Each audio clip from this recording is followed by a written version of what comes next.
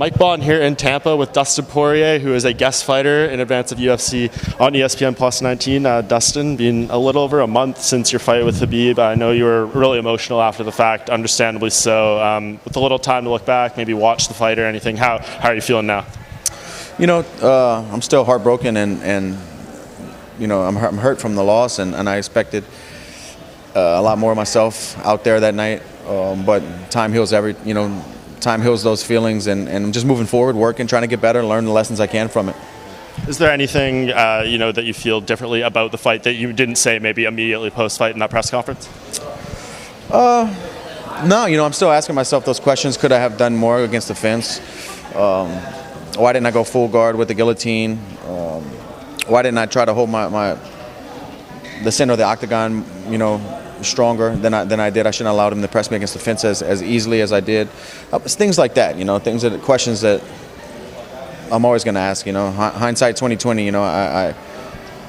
I'm trying not to dwell on it too much. I'm trying to just take the lessons I can and move forward and be a better fighter in person because of that experience I had. Yeah, and that's what it's all about, right? But the post-fight of that, there was so much positivity that came out of it too, with your charity and everything. It seems like between Dana, Khabib, yourself, there's several $100,000 raised, and I know they're actually starting to build the water wells over there in Uganda. What does it mean to actually see the vision and what you guys laid out to do come to life and come to reality?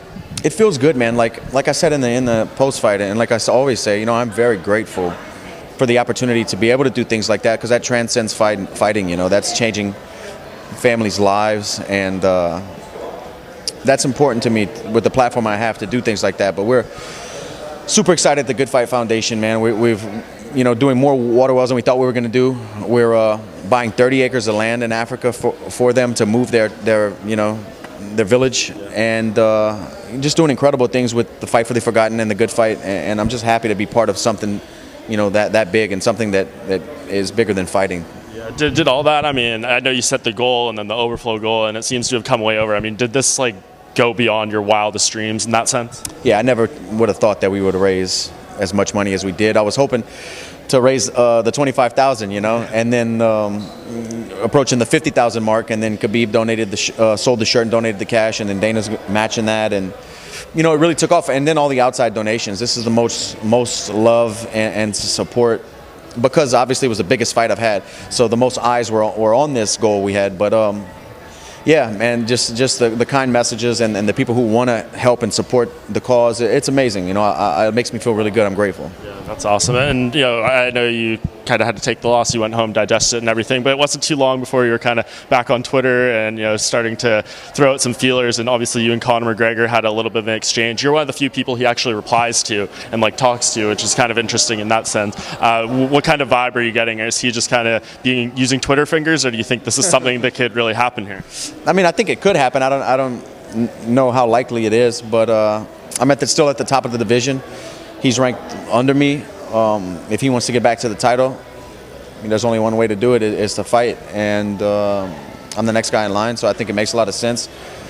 I think my star has never been brighter, and people want to see Conor back. I think it'd be a huge fight. I think it'd be a huge pay-per-view. But we'll see, man. I just want a fight that's going to make me excited. I've been doing this a long time, and I just want to be, not that I'm not motivated, but I just want to be excited about the matchup, excited about the fight. Yeah, definitely. How does that fight look different in 2019 or 2020 as opposed to 2014? I think I've learned a lot of lessons since then and got a lot better. I've been working on my craft for, it'll be 6 years or so since we fought. Tightened up a lot of things, got smoother, I'm more defensively responsible now. And that's a lesson I learned in the Khabib fight. After the Michael Johnson loss, I went back and really started to work on my defense, my range, my timing, my head movement, my understanding of distance. And I feel like that shows in the fights I've had since then. And it's the same thing with this Khabib fight. It's like I wasn't defensively responsible on the ground. I've spent so many thousands of hours with the best guys in the world trying to choke my neck that I felt like in the fight with Khabib, I was more worried about getting up and trying to wear this guy down than I was about the danger of the potential of the chokes and the submissions. The alarm wasn't going off. Protect your neck. Emergency. It wasn't going off just because I feel like I wasn't defensively responsible. I was not that I didn't think I could be submitted. It's just I don't get submitted that often, honestly. And I usually make these guys work, and I usually find a way to get up. But he's a different animal, and I need to tighten up. Lesson learned.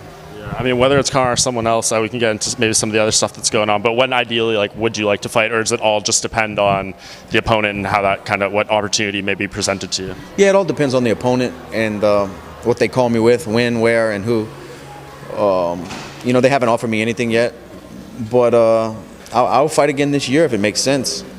But if not, maybe the first quarter of next year. I'm going up to Colorado in a week to get my hips checked out by a hip specialist out there who does a lot of Olympic athletes, and just to get a second opinion. My hip's been bothering me for the last few years. If I can do a scope or something like that'll take me out for 6 weeks but make me feel amazing in my next camp, I'm going to take that, and do that. But we'll see, one day at a time.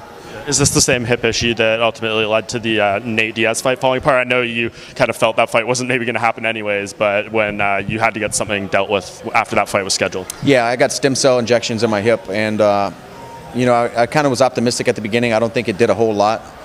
So I'm in pain a lot in camp. I can't do I still do them, but I pay for it. If I run sprints, I'm hurting for the rest of the week. If I throw a lot of kicks, I'm hurting for the rest of the week. I can't deep squat. Simple things like that I need to be able to do. Yeah, no, that makes sense. And but you don't envision, regardless of how that goes, it keeping you out a very long time. No, not at all. I don't think it will. It'll be either injections or a orthoscopic procedure where they clean it up and stuff. Interesting. And Dan Hooker keeps calling you. He actually said today if you fight him, he'll donate half of his purse to your charity, which is kind of an interesting way to go about trying to get a fight. But it doesn't seem that that one was particularly appealing to you when you reacted to it post-fight.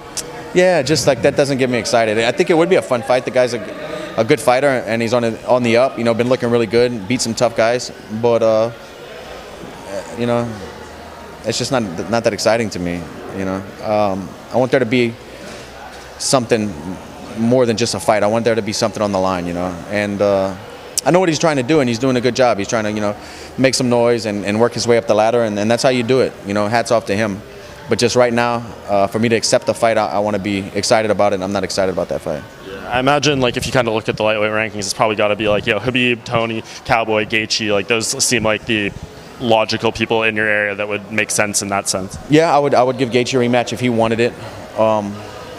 Conor, obviously. Yeah, Conor. I would love to fight Tony. I've been wanting to fight Tony. I'd love to a rematch with Khabib.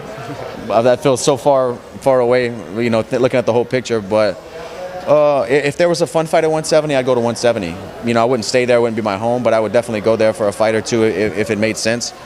And but that's just where I'm at right now, man. I want to have fights that are meaningful and fights that are exciting, and I want to be excited about the matchups. Yeah, no, that makes a lot of sense. Well, hopefully, the hip goes good and everything, and then you can get something pretty soon, and we can see you back in there because I know everyone would love to see you fight again. So just keep us updated, and really appreciate the time. Thanks, man.